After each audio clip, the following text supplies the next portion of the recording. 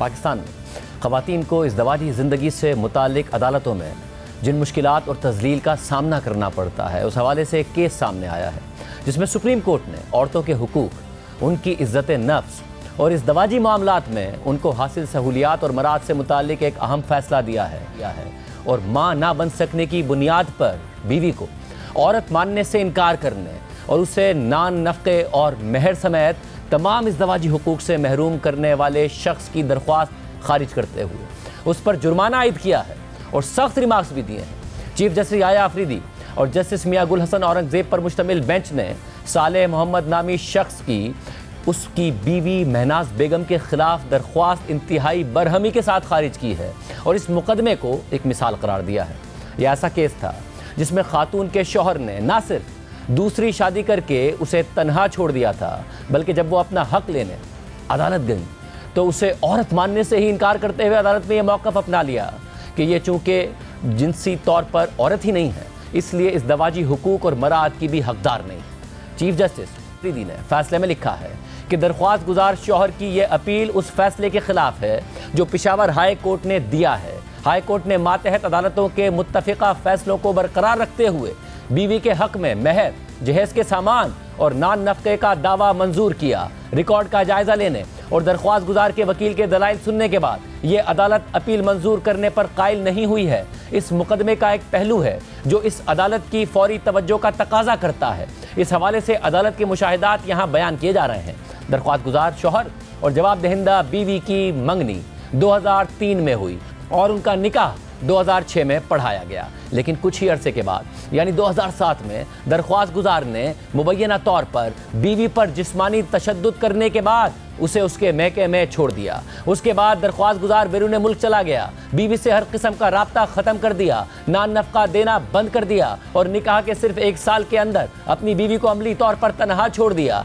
निकाह के 3 साल बाद उसने दूसरा निकाह भी कर लिया जिससे उसके 2 बच्चे हैं। जब खातून के पास और कोई रास्ता ना बचा तो उसने 2015 में महर, जहेज के सामान और नान नफ़क़े के हुसूल के लिए अदालत में दावा दायर कर दिया। शौहर ने इस दावे का किसी मजबूत बुनियाद पर जवाब देने के बजाय ये मौक़िफ़ अपना लिया कि बीवी तिब्बी तौर पर इज़दवाजी ताल्लुकात निभाने और औलाद पैदा करने के काबिल नहीं है, इसलिए वो कानूनन औरत ही नहीं समझी जा सकती और इसी बुनियाद पर शौहर ने महर और नान नफ़क़ा देने से इनकार कर दिया। ये मुमकिन है कि शौहर ने यह मौक़िफ़ किसी हकीकी शिकवे या ज़ाती रंजिश के तहत अपनाया हो, लेकिन जिस अंदाज से उस शौहर ने यह संगीन इल्ज़ाम लगाया वो खातून की बुनियादी शनाख्त पर हमला था और ये चीज़ तशवीशनाक है। ये इल्ज़ाम तीनों अदालती मराहिल में बार बार और शिद्दत से उठाया गया, हालांकि हर फोरम ने इसे गलत करार दिया। इस मुसलसल इल्ज़ाम तराशी के बाइस खातून को गहरी ज़ाती तज़लील और अजियत का सामना करना पड़ा, जिसे यह अदालत संजीदगी से महसूस करती है।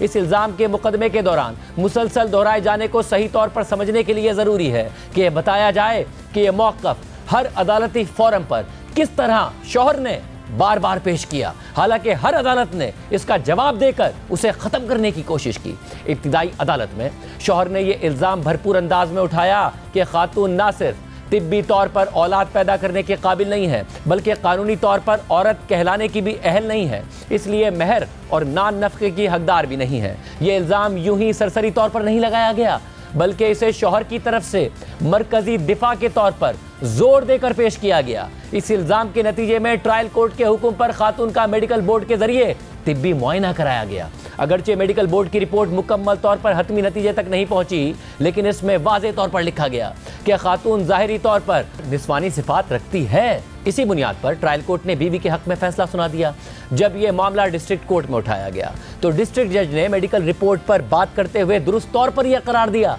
कि महर के हक का फैसला करने में असल बात यह है कि निकाह के बाद इज़दवाजी ताल्लुक़ कायम हुआ या नहीं। शवाहिद से यह बात मुकम्मल तौर पर साबित हो चुकी थी कि दोनों मियाँ बीवी के तौर पर 1 साल से ज़ायद अरसा इकट्ठा रहे, लिहाजा डिस्ट्रिक्ट कोर्ट ने भी जवाब दहिंदा के हक में फैसला दे दिया। इस वाज़ेह और मजबूत कानूनी मौक़िफ़ के बावजूद शौहर ने यह इल्ज़ाम दोबारा हाई कोर्ट में दोहरा दिया और जब उसने बड़ी शिद्दत से यह दावा किया कि उसकी बीवी औरत ही नहीं है तो हाई कोर्ट ने भी खातून को एक और तकलीफ दे तिब्बी मुआयने से गुजरने का हुक्म दे दिया। इस दूसरे तिब्बी मुआयने की जो रिपोर्ट सामने आई वो मुकम्मल तौर पर हतमी थी और उसमें वाज़ेह तौर पर तस्दीक की गई थी कि जवाब दहिंदा खातून वाकई औरत है। खातून की इज्जत नफ्स का ख्याल रखते हुए और इस हकीकत को तस्लीम करते हुए कि वो पहले ही इस मुकदमे के दौरान गैर ज़रूरी तकलीफ दे और बार बार के तिब्बी मुआयने से गुजर चुकी है, हम मुनासिब नहीं समझते कि इस रिपोर्ट की तफसीलात यहाँ दोहराई जाएं। सिर्फ इतना कहना काफ़ी है कि इस रिपोर्ट में शौहर के इल्ज़ामात की मामूली सी तायद भी नहीं की गई।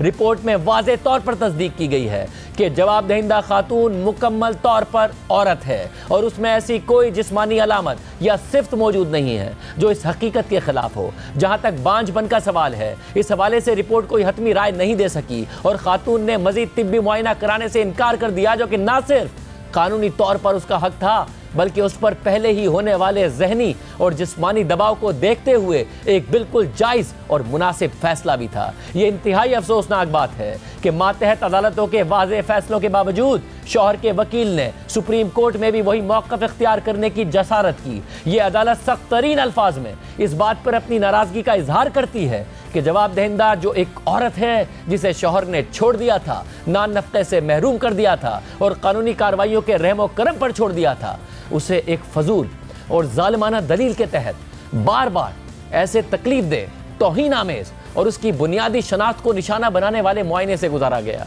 ये हमारे मुआशरे का अफसोसनाक सच है कि बांझपन या सिर्फ उसके शक को भी औरतों के खिलाफ बतौर हथियार इस्तेमाल किया जाता है। ये मुआशरती तासुब अक्सर अदालतों को वो जगह बना देता है जहाँ कानूनी कार्रवाई के नाम पर औरत की तजलील की जाती है, लेकिन हमें खुले अल्फाज में तस्लीम करना होगा कि अगर औरत में बांझपन हो भी तब भी ये उसका महर या नान नफ़क़ा छीनने की बुनियाद नहीं बन सकता और ना ही ये उसके औरत होने पर सवाल उठाने का जवाब बन सकता है। ऐसी ज़ाती तकलीफ़ को कानूनी हथियार बना देना ना सिर्फ अदालती निज़ाम का गलत इस्तेमाल है बल्कि इंसानी वक़ार की खुली तौहीन है जिसे किसी सूरत कबूल नहीं किया जा सकता। ये बात भी ज़ोर देकर कहने की ज़रूरत है कि हमारा दीन और हमारी तहज़ीब निकाह को एक मुक़द्दस अहद समझते हैं। कुरान मजीद ने बीवी को लिबास करार दिया है, यानी शौहर और बीवी का रिश्ता ऐसा है जैसे वो एक दूसरे का लिबास हो। इसलिए निकाह के रिश्ते में तहफ़्फ़ुज़, बाहिमी एहतराम और इज़्ज़त व वक़ार के उसूल किसी हाल में पामाल नहीं होने चाहिए। ये बात हरगिज़ फरामोश नहीं होनी चाहिए कि हमारे मुआशरे में औरतें एक हसास और कमज़ोर तबका शुमार होती हैं जिनकी इज़्ज़त और वक़ार की हिफाजत भरपूर तवज्जो और एहतियात का तकाजा करती है। अदालतें महज खामोश तमाशाई नहीं बन सकती और ना ही बनेंगी कि मुआशरती तासुबात उनके ज़रिए औरतों को एक के बाद एक अज़ियत से दो चार करें। ये कोई सवाबदीदी मामला नहीं बल्कि आईनी और इखलाकी जिम्मेदारी है कि हर उस शख्स की ज़ाती इज़्ज़त का तहफ़्फ़ुज़ यकीनी बनाया जाए जो अदालत के सामने पेश होता है, ख़ास तौर पर जब फ़रीक़ैन के दरमियान ताकत का फ़र्क इस कदर वाज़ेह हो। अदालत के पास मिसाली जुर्माना आयद करने का इख्तियार मौजूद होता है ताकि झूठे, बेबुनियाद और बदनीयती पर मबनी मुकदमात की हौसला शिकनी की जा सके। मौजूदा केस में दरख्वास्त गुजार शौहर ने न सिर्फ अदालत का कीमती वक्त ज़ाया किया बल्कि पहले से कमज़ोर पोजीशन में मौजूद औरत को 10 साल पर मुहित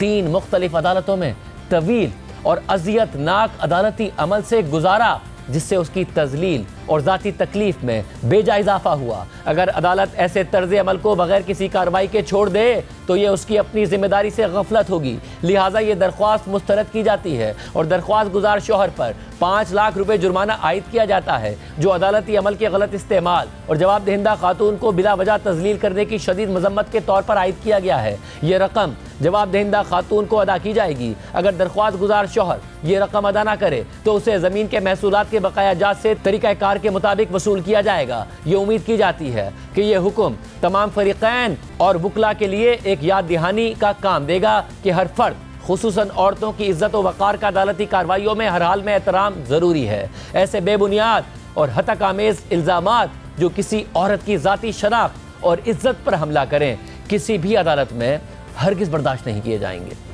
ये इंतहाई अहम फैसला सामने आया है।